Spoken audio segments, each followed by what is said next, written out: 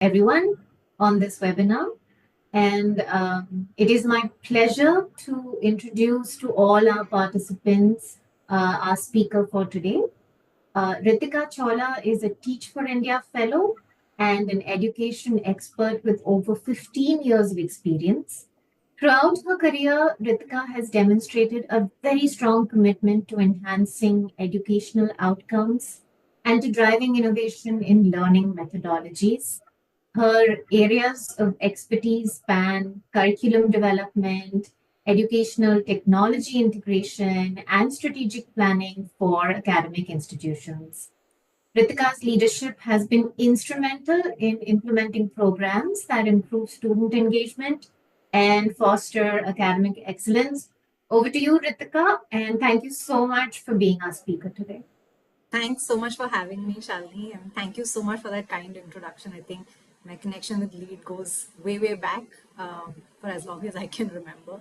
And thank you to all those who have joined us today in the webinar. The fact that on a Friday afternoon, for many of you, this is post-school hours, and I can see about 54 people on the webinar. That just goes to show how committed you are and how important this topic is for each one of you, right? So I'm going to spend some time exploring and helping you understand what NEP recommends and how important teacher attrition is in today's world in the education space, and what can we do to retain our teachers.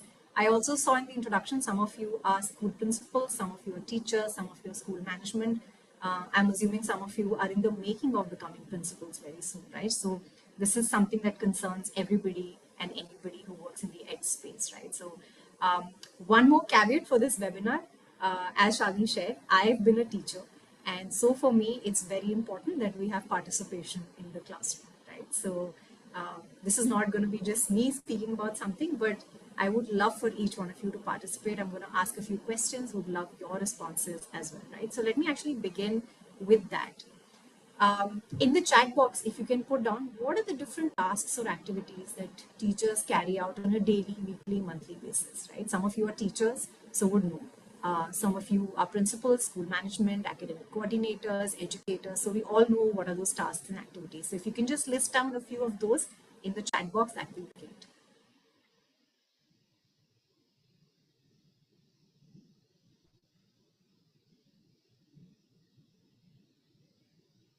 Any big or small activities that teachers do on a daily, weekly, monthly basis.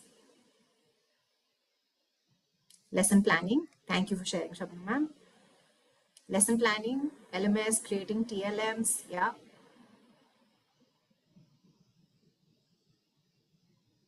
What else do teachers do? There's so many things. Syllabus, activities, absolutely.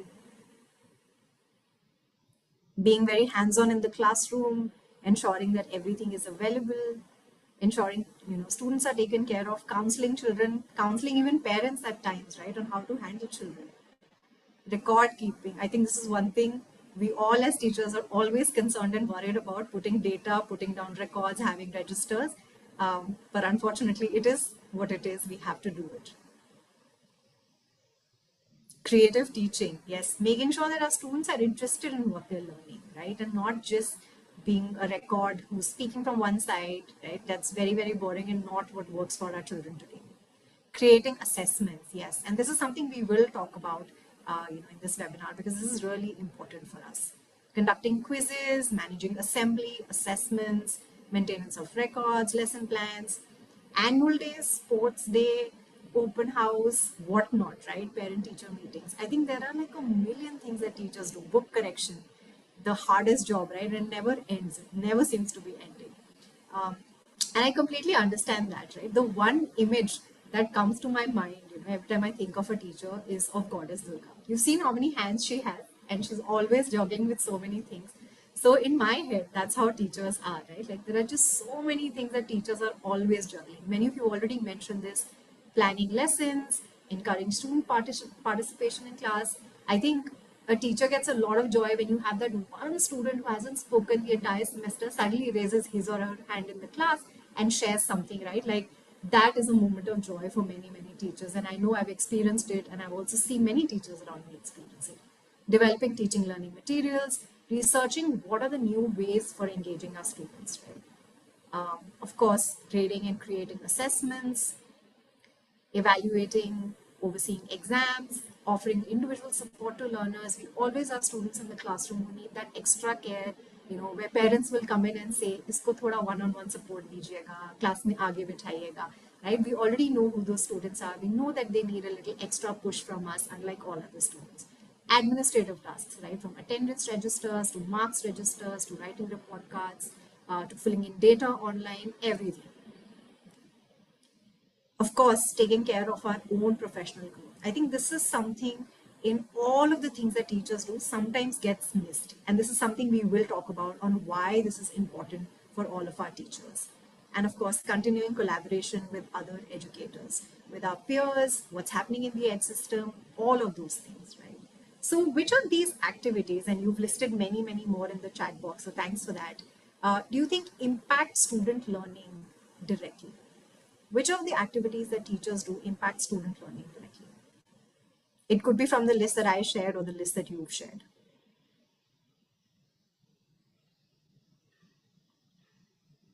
All of them, according to Moshmi ma'am. All right.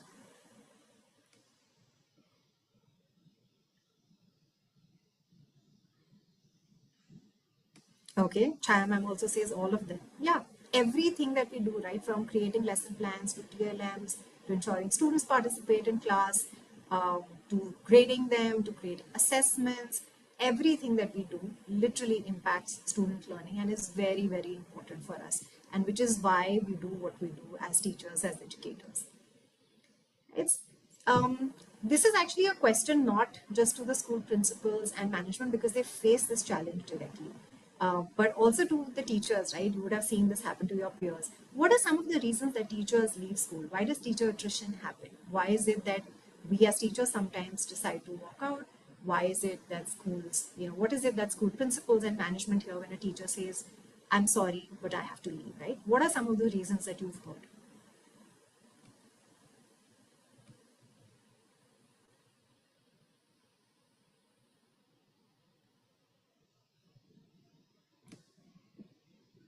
Okay, growth, no self satisfaction, lack of holidays, endless responsibilities, pay scale, work life balance, internal politics, being paid less, too much pressure, family pressure, growth stagnation,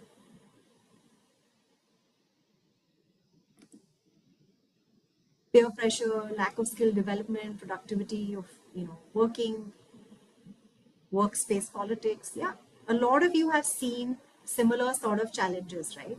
And we will look at some of those now. Burnout from workload. Many of you mentioned not having work life balance, inadequate compensation, right? The pay scale not being great, also not being recognized for their work. A lot of times when I speak to people who work with teachers, the one thing I always and always tell them is please make sure that you acknowledge the hard work of the teachers before you give them feedback, before you call them out and say आपने ये अच्छा नहीं किया or this was not okay or that was not okay. Acknowledge the fact that the teachers are standing for many, many hours, planning before walking into classroom, creating so many things for their students. So do give them the recognition, because if teachers did not exist, if schools did not exist, if educators did not exist, the future generation of this country and many other countries would not actually exist, right? So, I mean, lack of recognition does impact teachers a lot. And we've seen how teachers smile, right? How many of you have noticed that on Teachers' Day, if you just call some teachers on the assembly ground in front of their students, give them something as small as a pen, but acknowledge the hard work that they've put in, right? That makes the teachers not just her day, but her year, because she knows that she's been recognized for the work that she's put in. Or when students walk up to her with flowers and small gifts on Teachers' Day, or wish her on her birthday, or on Guru Nanak Jayanti, and so many other things, right? Teachers just absolutely, absolutely love that, because they know that their work has been recognized, what they're putting in their hard work for, their effort for, that has been acknowledged. Of course, one of the biggest reasons that many surveys show us that teachers leave teaching per se is lack of professional development, right? They don't see career growth. And what does that lead to for schools, right?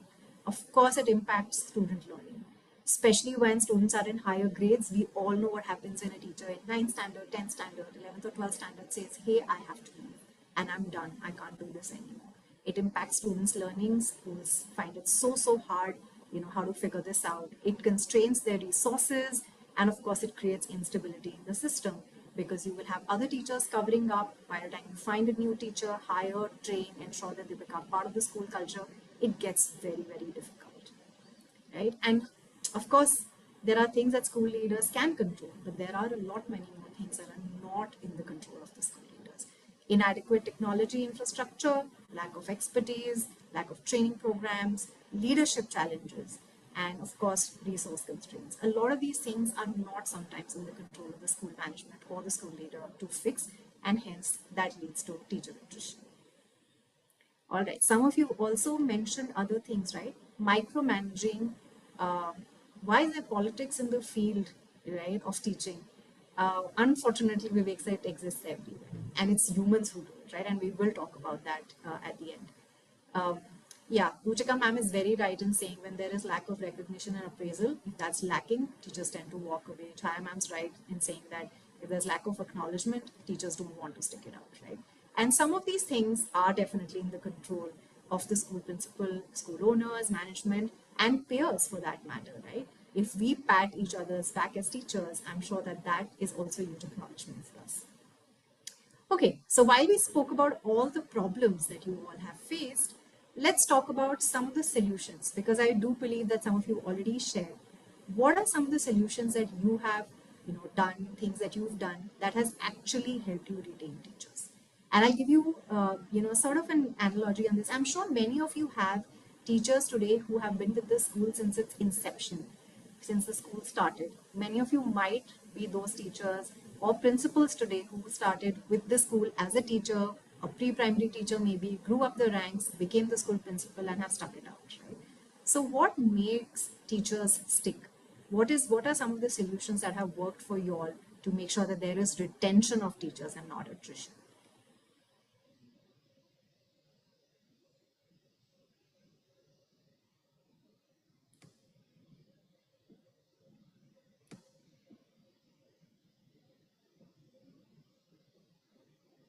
And while you answer that, okay, great. Noshmi ma'am says trust, appreciation, absolutely. Shabnam ma'am says training and development. Chitra ma'am says recognition, appreciating them for good work. Vinita ma'am also says appreciation. Rini ma'am says one-on-one conversation. Yes, discussing their glows and grows. Personal bonding, atmosphere of the school, work relationship as a family, right? I think this is really important. I remember interviewing a teacher who had been with the school for over 25 years, and I asked her, "Ma'am, you literally came in when you were a very young teacher, and you've stuck it out all these years. So what made you stay?" And she said, "I've had so many difficult situations. My children were not well. I've had personal issues at home. But every time I walked into my principal's office or I spoke to my academic coordinator, they were kind enough to understand the challenges I was going through and say, it's absolutely fine. We're here. We'll step in." And it's not just them. She told me, she said, many of my peers, if you ask them, have also been with the school for a long time. Young, some of them are young, some of them older than me. And every time I've had a challenge, I've had friends to turn to, right? So what Ashwini ma'am says, work relationship as a family, bonding that many of you shared, Gayatri ma'am has spoken about atmosphere of the school. I think the culture of the school really holds on to the teachers, right? If they know they can turn to someone who can listen to them, who can understand. Yes, Ruchika ma'am, listening patiently. Just giving them empathy, being there, treating them as humans and not as machines, I think holds on to teachers very easily. But if we don't have that school culture, then of course it's difficult. And if any of you have those teachers who've been around for a very long time, my suggestion would be please go back after this webinar, have a conversation, ask them, excuse me, what has helped them stay on with the school for such a long time. Ask them about this, and then you'll get your answers, and maybe those are some of the things you need to continue doing. All right. This is my favorite quote that I make it a point to share with any educator that I speak to. If we teach today as we taught yesterday, we rob our children of a tomorrow. What this basically means that as educators, as teachers, as school principals, as any and everybody who's involved in student learning, it's very important that we have a futuristic perspective in mind and we don't teach our children the way we were taught. And for this, I actually have a very interesting question, and I've asked this to a lot of educators. So, teachers use the red pen for corrections. Do you know why? Is this written somewhere? Have you seen it in the NEP document, NCF document? Do you have any idea why do teachers use a red pen?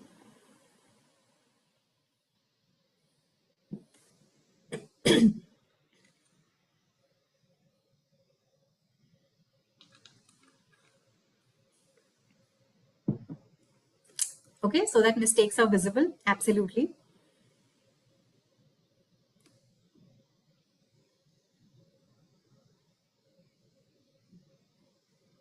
What's the other reason for using a red pen? Okay, it highlights errors, correction, right? Um, but no one told us to use a red pen. If you notice, teachers use red pens consistently, constantly. Um, but actually, and it is, Moshmi ma'am is right, it's a bright color, it's easy to mark out errors. But actually, there is no such thing, written down. There is no such policy that you have to use a red pen. One of the reasons, surprisingly, and I read this in some survey many, many years ago, the reason teachers use a red pen is because, their teachers used a red pen, and before them, their teachers used a red pen. And so every teacher just sort of follows through with that without questioning them. And hence, it's important that we question the way we've been taught, and we ensure that the next time we're doing something, we're asking, why are we doing this? Is this helpful for our students? Maybe a green pen is better than a red pen and less scary, right? Because if you ask children, seeing the red marks is actually quite scary for them. So maybe using a different color might be helpful. So it's completely on you. But we don't question these things. We teach the way we were taught in many, many cases. And I think this is beginning to now change in the education system. And one of the ways in which this is happening is with the NEP coming into enforcement. And here are two things that NEP clearly says about supporting teachers, right? One, ensuring that you have a supportive environment. Two, ensuring that you do a lot of skill development, right? And these are two big buckets that come out of also what many of you have shared, that this is important to do. So in terms of building a supportive environment, while it's important we acknowledge teachers, give them their fair share of recognition, also, run this like a family, give them the support that they need. Some of you mentioned listening to them patiently, being there. I think there are two things that you must do if you're not doing today as a school leader. And if you're a teacher, you can request whomever you reported to, an academic coordinator or a school principal, to conduct, is having a fortnightly one-on-one with all your teachers. Please make it a point to spend 20 minutes to 30 minutes every fortnight individually with all your teachers. And these can be conversations about how they're feeling, what they're doing, what are they struggling with, where do they need support, just understanding what backgrounds are they coming from, having a cup of tea with them if you need to, giving them feedback and also getting feedback from them. So please make it a point to conduct one-on-ones. That's a huge way of conducting a supportive environment in schools and ensuring that you build trust with your teachers and they build trust towards you. The second recommendation that I would have is having a weekly meeting. Don't use these meetings just to make announcements, right? Use these meetings for, again, acknowledging teachers who've done well that week, giving space to teachers to demonstrate some of the interesting things that they are teaching in classroom. Let them, show it to the other teachers, enact it for them, share some wonderful TLMs that they are making, maybe share some of the interesting lesson plans that they're creating. If they've come up with, a very easy and quick way of creating assessments or something that they're doing that's innovative in their classrooms, make it a space for sharing that, for acknowledging each other. Also for space where teachers can bring up some of their challenges. Maybe some other teachers have found solutions to those, right? I'm struggling with a kid in my class. Other teachers are also probably teaching that same student. I need help. How is the maths teacher dealing with that? How is the English teacher dealing with that? So make sure that you do weekly meetings and give space to teachers to share learnings with each other. And the third most important thing, and this is also covering a bit of skill building, is conducting observations and feedback for teachers. Once a fortnight, please walk into the classroom, inform the teacher that you're coming in. Don't do a surprise visit, right? Let her know that you're going to be coming in, let her do her best in her classroom, observe her for 15 to 20 minutes, meet her afterwards the same day, give her feedback. Make it a point to tell her the things that she's doing really well first, and then of course do share things that you feel she can do better at. but do this with evidence. Don't say, if I was in your place, I would have taught this way, right? Of course, many of us have a lot of experience, right? But our teachers don't need to hear that. What they need to hear is very specifically and objectively, what are things that they do well, what can they do better, and not how we would have taught that class. So if you can do one-on-ones, weekly meetings, and observation and feedback for your teachers, you can create a wonderfully supportive environment for all of your teachers and create an atmosphere of being there for each other and reducing the pressure that teachers go through. Let's also look at what is NEP's vision for teacher development, right? These are some of the things that I mentioned that you can do on your own. But very specifically, NEP also mentions that there are things that must be done for supporting teachers and ensuring that they are retained in school. Continuous professional development, this is something that many of you also brought up. Experiential and inquiry-based learning. Spaces where they're actually getting children to have autonomy in class, students are learning from each other and not just from the teacher. Digital skills integration. I think this is a big thing right now. Bringing in technology into classrooms is extremely important to reduce the workload of teachers, but also to enhance and ensure that they're teaching children and preparing them for a great future and not teaching them the way they were taught. And of course, autonomy and empowerment. Someone mentioned about micromanagement, right? Observing teachers, giving them feedback is not micromanagement. So be very mindful of that. But have a relationship with teachers where they know what they want to do for their students. Of course, they know their students better than anybody who walks into classroom does, right? They know how to give them individual support. They know what kind of questions the students will be able to answer, not be able to answer, how they need to learn in classrooms, what activities would work, what may not work, right? How to discipline the students. All of these things are in control of the teacher, and she knows better than anybody else does. So do give her that autonomy and empowerment when she's in her classroom.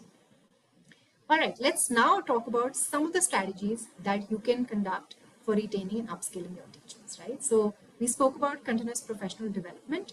Please make sure you have ongoing training. NEP recommends 50 hours of teacher training every year for all teachers, right? These could be related to subject, their own classroom management, supporting students, many other things, right? But please make sure that you have ongoing training. Don't do 5 days of training before school starts and then forget about it, right? Please make sure you do some sort of monthly trainings for your teachers. These could be subject wise because every teacher, of course, has to do their own subject trainings as well. Or these could be generic things like classroom management strategies, building great classroom culture, building autonomy in students. All of these things can be done generically for all teachers, but make sure you have an ongoing training program and not a 5 day at the beginning of the school and at the end of the school year. That does not really help teachers. It has to be something that is being done continuously. Please leverage technology, and we will talk about this in a bit as well. But there are a lot of apps and platforms that can be used now for training teachers, right? And those are really, really helpful. Flexible learning. Teachers can learn at their own hours and times. They don't have to learn during school hours. They don't have to sit specifically on a Saturday or a Sunday and do this. They can do it at their own pace, right? That's the great thing about technology. You can access it whenever and wherever you want to. And of course, offer personalized development. A teacher who's teaching coding and computational skills needs some sort of different skill set than the one who's teaching English. So make it a point to offer them personalized development. This also depends on the tenure of the teachers, right? So if you have a teacher who's been in the system for a long time, she might need a different kind of support from a teacher who's new in the system, right? So please make it a point to do that differently. All right, support work-life balance with technology. I think this is something many of you brought up earlier as a challenge, right? Teachers walk away because they feel, oh my God, this is too much, I can't do this, right? So use technology for that. And some of the things that are available today as apps, as websites are very, very easy. You have a lot of digital tools that can make learning engaging, videos that teachers can show in classrooms. There is now, in fact, 3D technology, AI that has come in. All of that is really, really helpful, right? Even for creating lesson plans, ChatGPT is the simplest thing to do. It can help you create lesson plans and, of course, create assessment. There are a lot of assessment generators that are available. I know that there are usually 10 steps for a teacher to create assessments. You basically create an assessment, get it checked, ensure that you have all kinds of questions in it. Academic coordinator gives a sign off, someone has to type it, print it. Excuse me.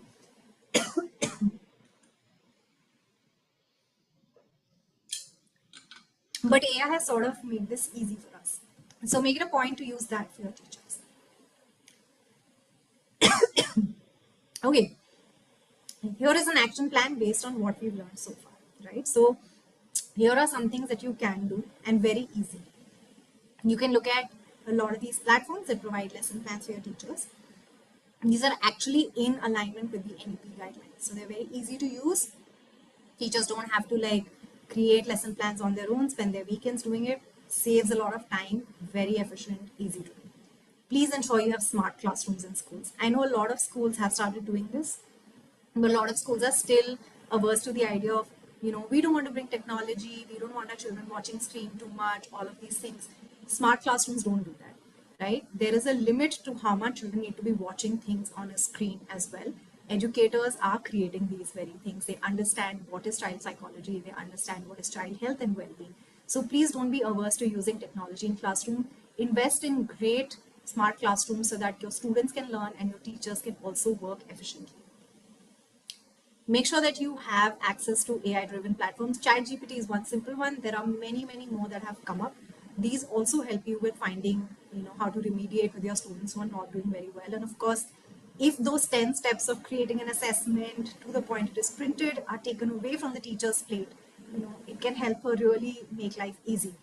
You in fact have a lot of assessment creators that do this in 3 simple steps. I know Lead Group does one definitely where you have 3 simple clicks and you have the assessment ready for printing, and teacher doesn't have to spend so much time figuring the right kind of questions, marks, etc. Right? So please use some of these things so that they help your teachers reduce their time and effort. And of course, use these also for homework correction. You have platforms now that digitally correct homework, send it to parents on apps, and this is useful both for parents to have access to know what their child is doing in the classroom, but also for teachers, right? You don't have to sit and correct every single thing with that red pen. So get access to that. I think that's also useful for your teachers and will make life easy for them. Right. For continuous professional development, as I shared earlier, have a plan that is consistent through the year and not 5 days at the beginning of the year. For that, please tie up with experts.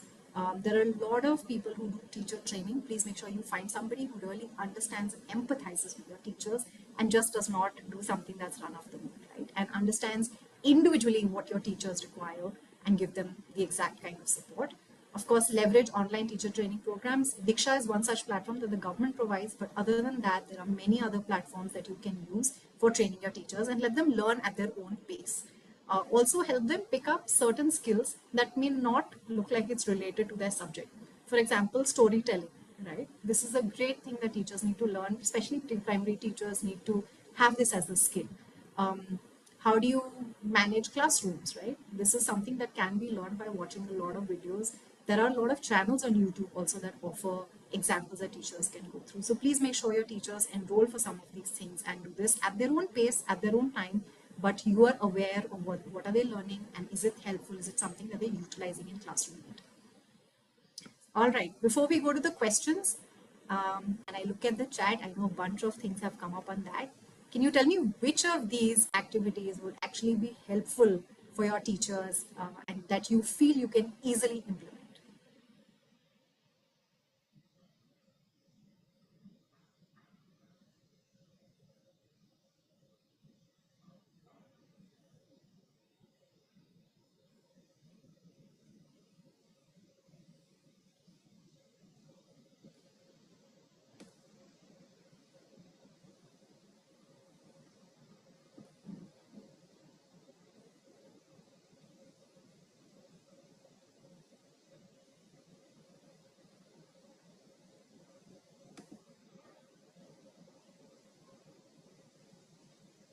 Okay, I see Sharfeen ma'am has written teaching with technology. Okay, great. Project-based learning. Okay, what are some of the strategies we've discussed today or ideas that you would want to go back and use? Some of these were shared in the chat box by you. Some I had shared during the session.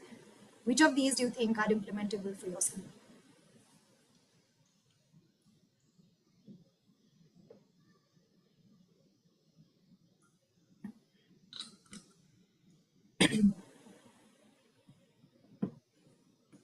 Okay, using technology for clearing concepts, asking teachers to take online training programs, using hands-on activities.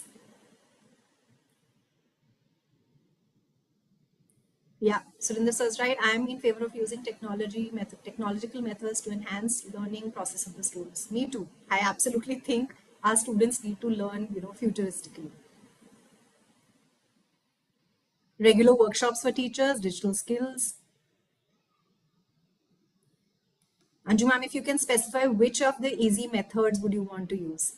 Weekly huddle meetings, smart classrooms, one-on-one teacher meetings, smart boards and PPTs, digital tools for assessments. Yes, John sir, please make sure that you use that. It is so supremely important that our teachers don't spend time making assessments, right? It's a huge thing off their plate.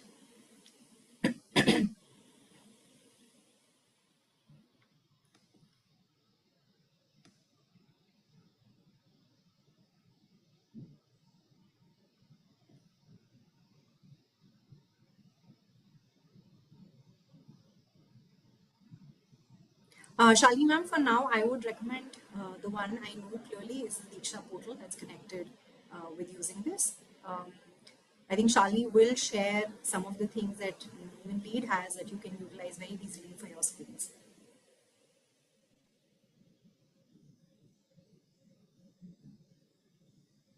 Yeah, absolutely. It will, Surinder was right, it will decrease the burden of creating our own teaching aids. I think, creating lesson plans, creating TLMs, and creating assessments, and then corrections. If you ask teachers, that takes up, 70 to 80% of their time. So if you can bring in technology in every one of these things, whether it's creating lesson plans, whether it's developing their own skills, whether it's doing homework and corrections, whether it's creating assessments, I think you will take and reduce a huge amount of work that teachers do.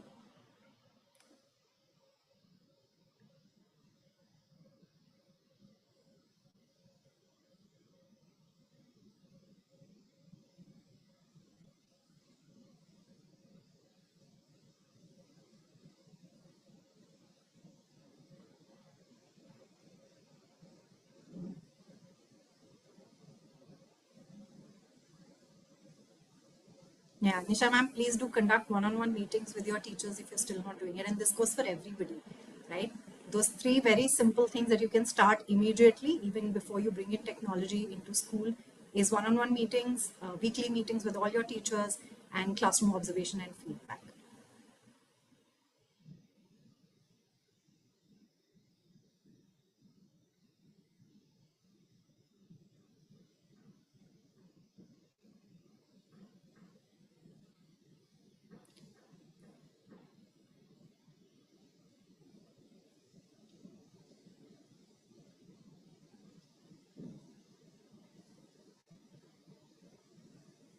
Some of you have asked, for apps that can create assessments.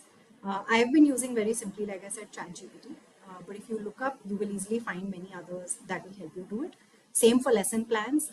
In fact, there are websites that offer ready lesson plans. So you can just Google it and you'll find a bunch of them. See, test a few lesson plans. The reason I'm not naming them out is because it depends on your school context, where your school is located, what board are you following, right? Even though they're aligned to what NEP is saying in terms of activities, etc., just make it a point to test a few lesson plans and then start using them with all of your teachers.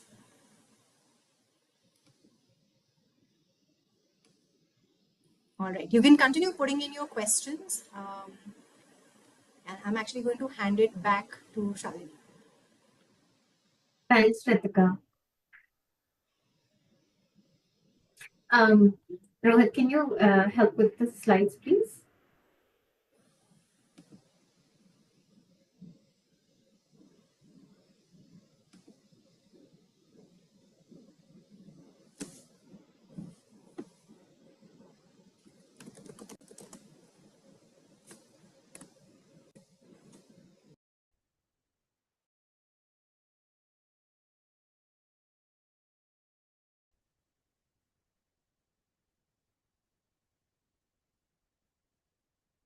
Thank you so much. So, Ritika, fascinating conversation so far. I really, really like some of the suggestions that you have for how to make, teachers feel more valued. We've all had our favorite teachers growing up in school, and I particularly remember this maths teacher. In fact, National Maths Day is coming up on Sunday, and I don't know why I suddenly remembered. I was always scared of numbers, but my math teacher, this was, I think, class 3 or 4. And she had such a beautiful way of explaining maths, like, simple concepts like fractions, what is called as the CPA method, and what we use at Lead Group to teach math. I remember I didn't know about it then, but she was using it that many years back. So she used to really bring a fruit to class and then, let's say, an orange, and she would peel it, and then she would say, okay, this is, what is half. And so I remember the impact my teachers have had on me. I'm very grateful to them for all my learning. So thank you for presenting the strategies for retention, for upskilling. I'm sure it was very, very useful to all the school owners, teachers, principals, everyone from across India who's joined us today. I'll just take a couple of minutes.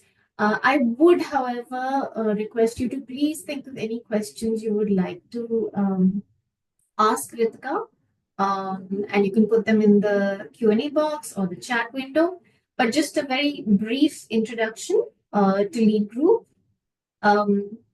Rohit, can we have the next slide?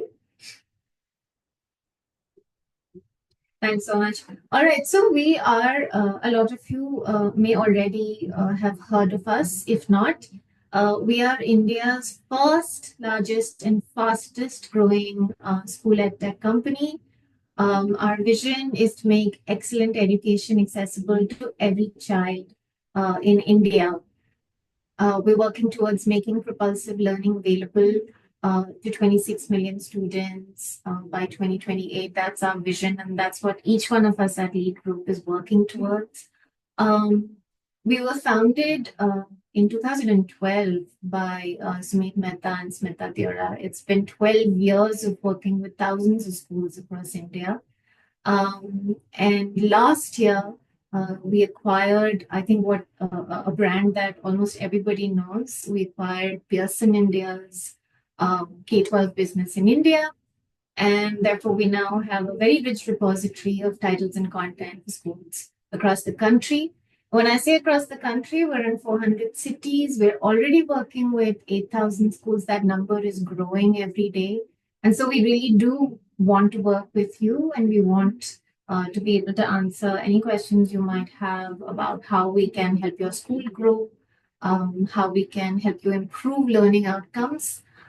Currently, already working with 35 lakh plus students and 50,000 plus teachers across the country. So that's an overview of who we are at Lead Group. So can we have the next slide? Just to give you a sense of the integrated system that we bring to schools to make sure that you're truly multimodal, truly NEP-aligned, truly NCF-aligned. We offer world-class books from the House of Lead and Pearson. We make sure your classrooms are multimodal and smart. So we ensure that you're able to implement audiovisual learning with smart screens in each of your classrooms. And of course, we understand that students learn in different ways. So our activity kits make sure that you're able to teach your students concepts in as many different ways as possible. Next slide, please. I am delighted to introduce to you our latest coding offering. So Code.ai is a part of Pinnacle. Pinnacle is a brand that we've launched recently. In fact, a lot of questions were being, I think, asked and answered around assessments. While these slides don't cover it, but Pinnacle also includes an AI-based assessment generator that I think would be very useful to school owners to serve, personalized and curated assessments for your classrooms, right? Next slide, please. All right, so just a quick overview of what is Pinnacle. So first of all, we've been reading everywhere about AI. There is not a single webinar where I've not had at least a couple of questions or comments around AI. Um, and therefore, we understand that coding and as a result, AI are going to disrupt, in fact, are already disrupting industries across the globe, not just in India. And so, therefore, it is critical for school students to right now begin with a truly holistic coding program, right? And that means project based learning. So, for kids to really learn how to code, they must code. It can't be about reading about coding. It has to actually involve based education where kids work on live projects, right? And for this, you need a coding platform, which Pinnacle offers. It's called Builder.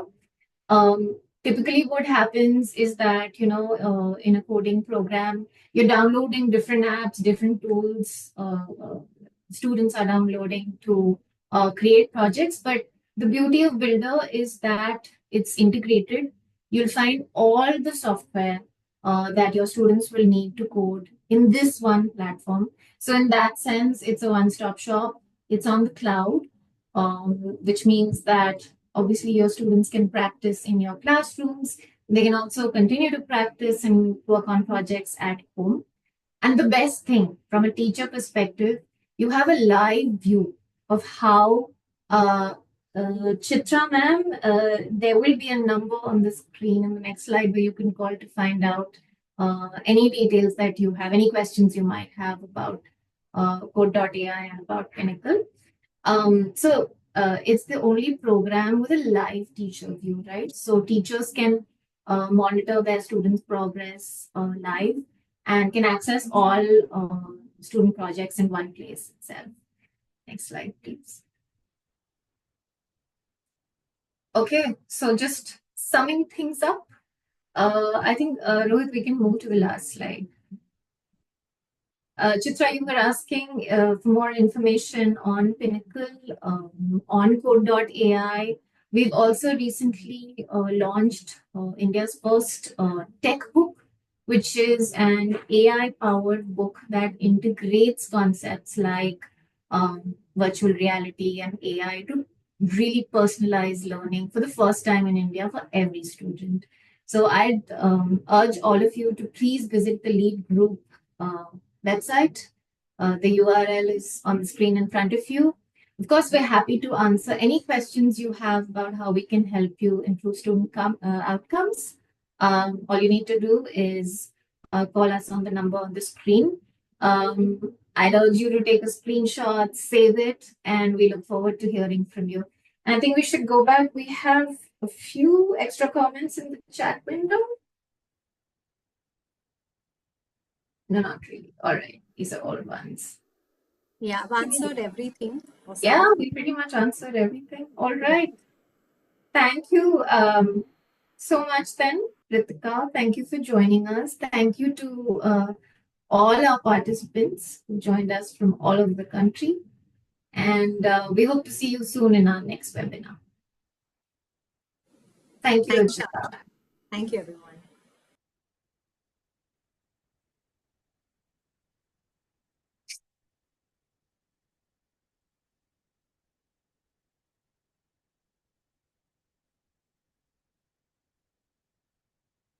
Um, Thank you. Thank you to everyone saying thank you. We will be sending you a survey link. We'd really like your feedback on how you think the webinar went, what we can do to make it better, and what are some of the topics you would like us to pick for our future webinars. So looking forward to your feedback. Thanks, Vinita. Vivek, you will receive the presentation. In fact, the full recording will be sent to all participants. Thank you.